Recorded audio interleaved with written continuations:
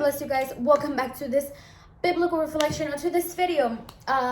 Thankfully we are here. God has been good. God has been great. I know it's been a while. I have not been able to upload new videos. I was having a lot of technical difficulties. Finally, thank God, I was able to get a new computer and a new phone.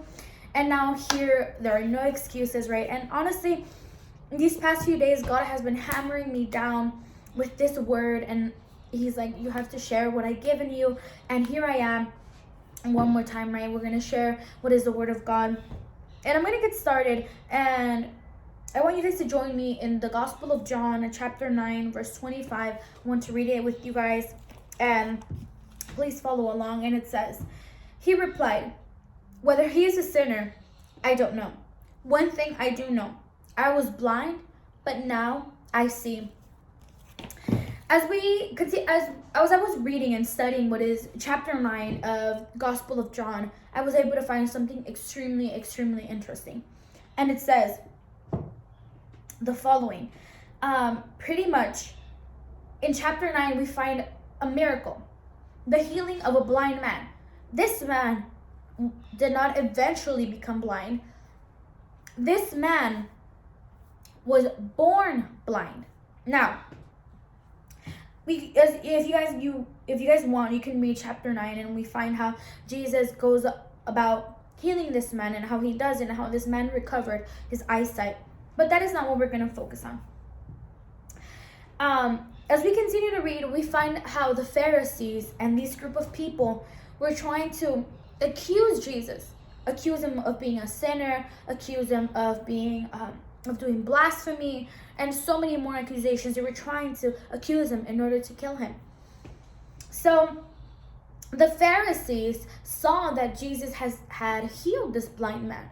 So the Pharisees go and they begin to question and they begin to accuse Jesus because he had done it in the day that they were supposed to not work, which is, I think, Saturday. I'm not sure. So Jesus had healed this man. So then the Pharisees go and they begin to question even the parents of this blind man. And the parents were like, well, we know our son was blind since birth, and he has recovered his eyesight. How? We don't know. All we know is that he has recovered his eyesight. But as we continue to read, we approach what is verse 29, and we see how the Pharisees are accusing Jesus as a sinner. So then they approach the man who was healed by Jesus, this blind man. They approach him and they're like, this guy is a sinner. How did he heal you? What did he do? Did he use magic against you? What did he do? So they were accusing Jesus. And eventually they were interrogating this man who was healed, this man who had recovered his eyesight. And they were like, he's a sinner, he's this, he's that, blah, blah, blah. But what I'm getting to is this man's response. That is what I want us to learn and reflect on. That is where the message truly comes from. And it says, and I quote, his answer. And it says the following. Whether he is a sinner, I don't know. One thing I know, and this is where true conviction comes from. I was blind, but now I see. In other words, this man was saying, what you're accusing him of being a sinner, I don't know. And I don't care. I don't care what you're accusing him of. I don't care what you think of him. I don't care what you're saying to me. One thing I will tell you, and one thing I know, because whether he is a sinner, whether he is whatever you guys are blaming him of, I don't know and I don't care. What I do know is that before this man came into my life, I was blind. But now, after he came into my life, I can see. And that answer, I feel like shuts everything off and shut them up. Because he was saying, you're coming here and you're telling me, this man is that, this man is this, don't listen to him, blah, blah, blah, all of these things. This is what you're telling me. But you see, that same man you're accusing, that same man gave me my eyesight back. So I don't care. And I don't even want to figure it out, whatever that is that you're accusing him of. because he gave me my eyesight back. What does this teach us? You can say, but Sister Dulce, what does that teach me? We have problems. We have obstacles, temptation, the enemy. Sometimes we are being criticized. We are being judged. We are being singled out. We are being pointed at, saying this, you're that, you're blah, you're this and you're that, and blah, blah, blah, blah, blah, blah. Or we might feel dismayed. We might feel like, why should I continue? Why should I continue to serve God? I have all these problems. I have all of this. But this man teaches us otherwise. And you know what he says? When he was being interrogated, when they were accusing Jesus, and to him, they're like, he is this, he is that. He's like, I don't care. What I do know is that before him, I was blind. But now, I have my eyesight back. What does that teach me? What does that make me reflect? When the enemy approaches me and offers me things to part myself away from God, when people criticize me, when people judge me, when people don't want to help me, when people leave me alone, when people single me out, when I feel criticized, when I have problems, when I have tribulations, when I have so many obstacles, so many problems, what does that teach me? That nothing else matters and nothing is bigger than what Christ has done for me. You see, sometimes we want to give up, and trust me, it reaches even to the best of us. Sometimes we want to give up and be like, you know what, I don't want to continue. This Christian life is hard. I have a lot of problems. People criticize me. People say I'm not worth anything. People this, people that, people talk, people blah, blah, blah. So many things. But this man teaches us how to respond back and how to face those things. In other words, how am I going to leave? How am I going to leave Jesus after everything he has done for me? Sometimes we say, but look at what they're saying about me. They're criticizing me. And sometimes we have the audacity of going up to God and be like, I don't want to continue because look what they're doing. And maybe God has given us something, a privilege, but we decide to go back because they are criticizing us, because they are pointing at us, because they are judging us. But in reality, is whatever they're criticizing, or is that those people who are criticizing us, who are judging us, did those people do what Christ did for us on the cross? Is what they're saying worth more than what Christ has done for me? No, absolutely not. Are my problems bigger than what Jesus has done for me in my life? Where were you? Where did Jesus find you? Some of you might say, I was an alcoholic. I was a drug addict. I was a prostitute. I would rob. I would steal. I would kill. I would do this. I would do that. Jesus found me in my worst condition. And yet, when we face problems, when people criticize us, when people judge us, we're like, I want to renounce. We want to renounce to Jesus just because of some things that happen in our lives. And we forget what Christ has done. We forget to realize that Jesus Christ has done far greater things than what other people are saying, than what I am facing. You see, ask yourself this. Where were you before Jesus? Where did he come? Where did he find you? Where are you now?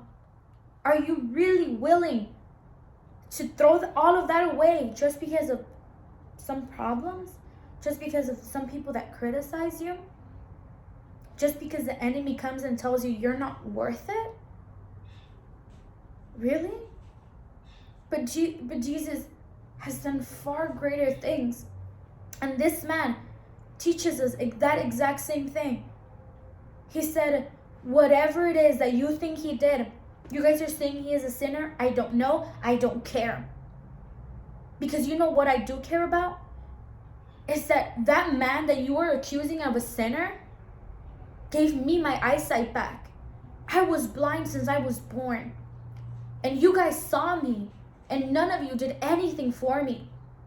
Yet you have the audacity of accusing this man This man who gave me my eyesight back. So I don't care what you say. I don't care what you do. I believe this man because this man did something for me that none of you guys could have done for me.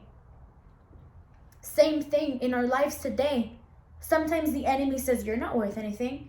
You're never going to get up. God is never going to use you. Believe what they're saying. Believe those people who are criticizing you.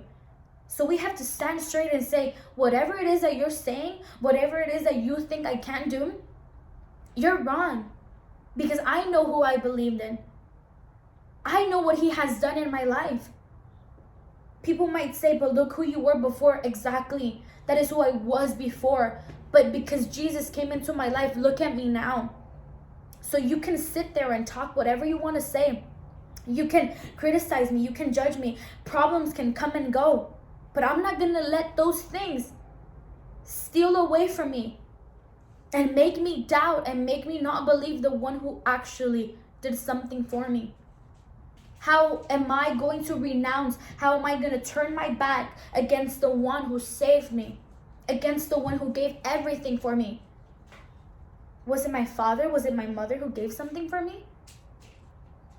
Are we really going to listen to those people who criticize you?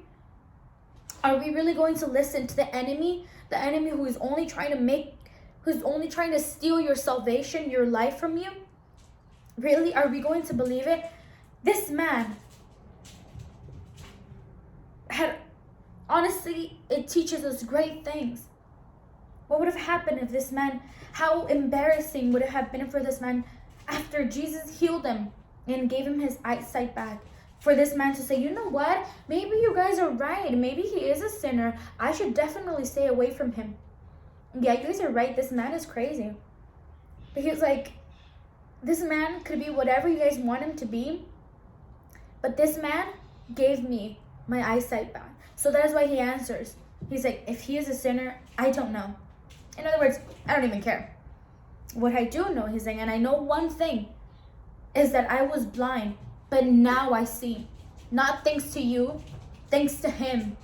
So that is how we have to respond. But you can't do anything, but you can't do this, but look at the problems. And we feel so frustrated by the problems in our life. But for a moment, stop and think, you know what? This is what you did for me, Jesus. This is what you did. And that is far greater than anything, than anyone. So don't let anything or anyone stop you. Don't let anything or anyone interfere in what Christ has done for you. Don't let it happen. Don't let the enemy steal from you. And for a moment, say, you know what? I'm not going to listen to those things. I am not going to listen to that because I know what Christ has done for me. And that is far greater. That is far more important to me than anything else. Sometimes we pay much more attention to the things that are near us. But look, but this, but that. And we want to look for excuses. We want to find an excuse to turn ourselves against God. But this man teaches us otherwise. He's like, no, I'm not going to turn my back against him. Look what he did for me. How am I going to turn my back against you, God? So no problem, no obstacle, no criticizing, no judging is far greater than what Christ has done for me on the cross. How could I have the audacity of saying, God, I'm going to renounce, I'm going to part away from you because of what they said about me, because of what I'm going through, because you didn't do this for me, because I'm going through this problem because of this, because of that. And then realize, you know what? God, you have done greater things in my life. How could I ever turn away from you? Has God healed you? The greatest work that God has ever done is saving us. And how are you going to turn your back against him? Because of a simple thing that approaches your life, because of a problem, because someone doesn't want to help you, because someone doesn't think that you're good enough. No, it's not worth it. Stand firm and say, you know what? One thing I know, and you can come up to me, problems can come up to me, and I will fight them, because one thing I know, is that is who I was before God. This is where God found me. This is where God approached my life. But this is who I am now.